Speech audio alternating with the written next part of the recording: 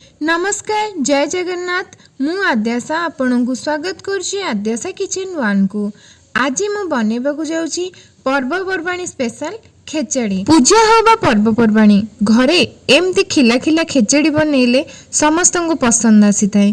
चलंतु एबे प्रस्तुति स्टार्ट करिबा। एठी मु पैन रे किछि रिफाइन तेल नैछि, आपण चाहिले घी मध्ये नै परबे।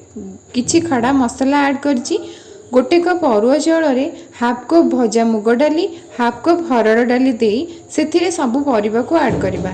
नड़िया मध्य देबा। से हलदी लुण चीनी काजू खिसमिस मु 8 लेखे ऐड करछि। ताकू भल से भाजी नहीं आवश्यक अनुसार पानी देबा। मु एठारे गोटे कप चाउल नैथिली 2 कप पानी देछि। घर देसी घी किछि ऐड करछि। प्रेसर ढांकुणी देकी 3 ରୁ 4टी हुइसिल आसीबा पई छाडी देबा। एबे देखंतु हमर बढ़िया से प्रिपेयर हो जाइए खेचड़ी। केते गोटी गोटी हेची, केते स्मूथ हेची, केते बढ़िया टेस्ट आसी तार। आपण मन तो देखिले जानि परिबेनी मु करिथिली बहुत टेस्टी हेतला। एथा सर्विंग पैन को काढी सर्व करी देखिबे। घरे पिला मानन को बहुत पसंद आसीबो। पिला माने ए साधारणतः परिबा खांदिनी, एथिरे सब प्रकार परिबा मु ऐड करिछि। थरे एई परि भाबरे बनांतु। जदि मो वीडियोटी भलो लागिथिबो मो चैनल को लाइक शेयर सब्सक्राइब करिया को जमा भी भूलिबेनी। जय जगन्नाथ।